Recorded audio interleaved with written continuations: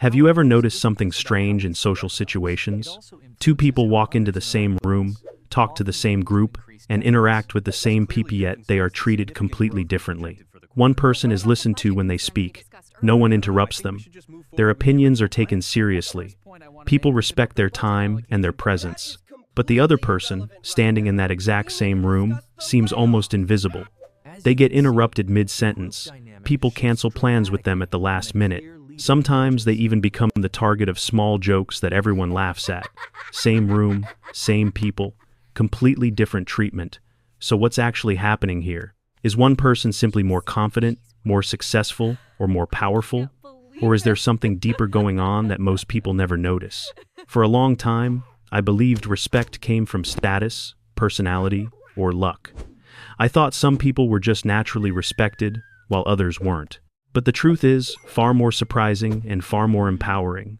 The difference often comes down to something much smaller than you think. It's not about becoming louder, more aggressive, or trying to dominate every conversation. In fact, the real reason people lose respect in social situations usually comes from a single behavior they don't even realize they're doing. A subtle habit that quietly signals to others how they are allowed to treat you. And once you see that behavior and stop doing it, something interesting happens. The same people who once ignored you start listening. The same people who interrupted you suddenly give you space to speak. The same people who treated your time casually begin to respect it. Nothing else changes. You're still the same person. But the way people respond to you shifts dramatically. Today, we're going to uncover exactly what that behavior is and why fixing it can change how people treat you almost immediately. Because once you understand this one simple shift, you'll start to see respect not as something you have to fight for, but something that naturally follows the signals you send. For a long time, I was the second type of person in that room, the one people didn't seem to take seriously. I didn't notice it immediately because nothing felt dramatic or obvious at first. It showed up in small moments. When I was talking, someone would casually interrupt me and continue the conversation as if I hadn't said anything. When we made plans, people would cancel on me at the last minute like my time didn't really matter. Sometimes, in group conversations, a friend would make a joke at my expense and everyone would laugh. I would laugh too, pretending it didn't bother me. But inside, it did. Each time something like that happened, it left a small mark. Not enough to start an argument, but enough to make me feel like I was slowly disappearing in conversations. I started feeling invisible, like my presence didn't really change anything. I told myself I was just being easygoing, that I didn't want to create tension or make things awkward. So I kept smiling, kept letting things slide, and kept telling myself it wasn't a big deal. But over time, I realized something uncomfortable. These situations weren't random. The same patterns kept repeating with different people, in different places. That's when I started to look more closely at my own behavior. And eventually, I discovered something surprising. There was one small thing I kept doing without realizing I-tone habit that quietly signaled to others that it was okay to treat me this way. Once I finally noticed it and stopped doing it, the change in how people treated me happened much faster than I expected. One of the biggest mistakes people make when they feel disrespected is reacting too strongly in the moment. It's a very natural response. Someone interrupts you, mocks you, or makes a rude comment, and your first instinct is to defend yourself immediately. You might raise your voice, explain why they're wrong, or try to prove that what they said isn't fair. On the surface, this feels like standing up for yourself. But in reality, strong emotional reactions often do the opposite of what you intend. When someone sees that their words instantly trigger you, they realize they have power over your emotions. And people tend to repeat behaviors that give them that sense of control. Think about it. If someone makes a small joke and you explode into a long explanation or an argument, the entire focus shifts to your reaction rather than their behavior. Suddenly, you look defensive, emotional, and affected. That reaction becomes the reward. Some people may even push further just to see how you respond. This is why reacting big can unintentionally encourage more disrespect instead of stopping it. A far more powerful approach is surprisingly simple. Stay calm and name the behavior directly. Instead of arguing, explaining, or defending yourself, you just say a short sentence like, "That's disrespectful." Then you stop talking. No lecture, no anger, no long explanation, just a calm statement and silence. This works because it changes the dynamic completely. Most people expect one of two reactions. Either you get angry and start arguing, or you laugh it off and allow the comment to continue. When you calmly point it out and refuse to play either role, it creates a moment of tension they didn't expect. I experienced this with a friend who used to joke about my job whenever we were around other people. Every time we met with a group, he would make some sarcastic comment about it, and I would laugh along to avoid making things awkward. I told myself I was being relaxed and easygoing, but the jokes kept happening again and again. One day I decided to handle it differently. The next time he made that same joke, I simply looked at him and said, "That's disrespectful." I didn't smile, I didn't laugh, I didn't explain anything. I just said those two words and stayed quiet. The reaction was immediate. The room went silent for a moment because no one expected that response. My friend looked uncomfortable, quickly apologized, and the conversation moved on. What surprised me most was that he never made that joke again. That small shift created a powerful realization for me. You don't need to shout, argue, or prove your point to stop disrespect. Sometimes the strongest response is simply calm clarity. When you calmly name the behavior and refuse to react emotionally, people suddenly become very aware of what they just did, and that awareness often stops the behavior instantly. Another behavior that quietly invites disrespect is always being available. Many people believe that responding immediately, saying yes quickly, and always being ready to help will make others appreciate them more. It feels polite and responsible. But in reality, constant availability often sends the opposite signal. When you are always free, always responding within seconds, and always adjusting your schedule for others, people begin to assume that your time has little value. They may not do this consciously, but the message they receive is clear. Your time is easy to access and easy to interrupt. Think about how people treat someone whose time is clearly valuable. A doctor, for example, does not answer messages instantly. When you visit a doctor, you usually wait. Their schedule is structured, and you must work around it. Because their time is limited, people automatically treat it with respect. Now compare that to someone who replies to every message within 2 minutes, answers every call immediately, and says yes to every request. Even if that person is kind and hardworking, their time begins to look unlimited. And when something appears unlimited, people naturally treat it as less valuable. This doesn't mean you should ignore people or start playing games. The point is simply to show that your life does not revolve around responding instantly to everyone else. When someone sends you a message, you don't always have to answer right away. It's perfectly reasonable to reply later, when you actually have time. When someone asks for a favor or an invitation, you don't need to say yes immediately. A simple response like, "Let me check and I'll get back to you," is often enough. That small pause communicates something important. Your time has structure and priorities. Another powerful shift is allowing space between requests and responses. When you stop reacting instantly, people start recognizing that you have your own responsibilities, interests, and plans. They begin asking, "Do you have time?" instead of assuming that you do, and that small change in language reflects a deeper change in perception. Your time starts to feel valuable. Many people worry that if they don't respond immediately, others will think they are rude or uninterested. But the opposite is usually true. When you show that your time is organized and meaningful, people often treat it with more care. They plan ahead. They appreciate when you make time for them. Instead of expecting instant attention, they begin to respect your availability. In the end, this shift is not about distance or coldness. It's about balance. When you stop giving your time away instantly and start treating it like something important, others quickly learn to treat it that way too. And that simple change can dramatically reshape how people interact with you. Another reason people continue to experience disrespect is that they silently accept it. Many of us avoid speaking up because we are afraid of conflict. We don't want to make the situation awkward, hurt someone's feelings, or appear difficult. So when someone treats us poorly, we often let it pass. We tell ourselves it's not worth bringing up. We stay quiet, hoping it won't happen again. But silence sends a powerful message, even if we don't intend it to. When someone treats you badly and nothing happens afterward, they learn that the behavior is acceptable.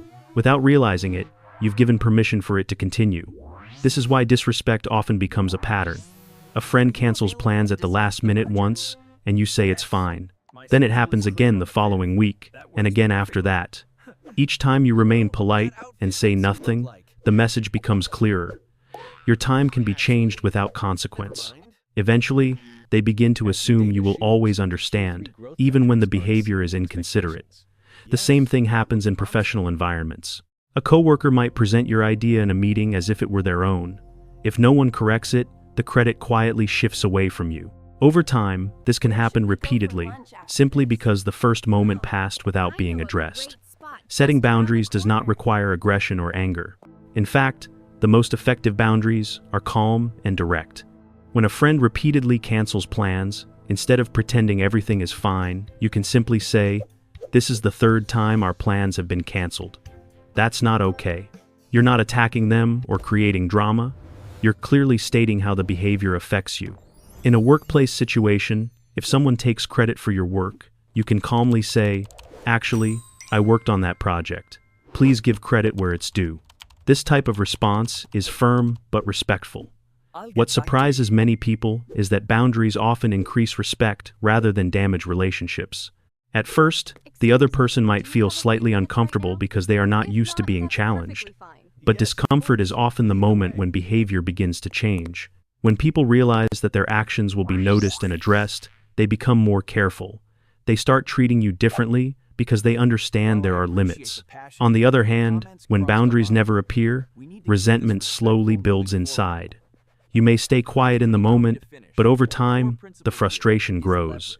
Eventually, it either damages the relationship or damages your confidence. Speaking up early prevents that cycle from forming. By calmly addressing disrespect the moment it happens, you teach others how you expect to be treated.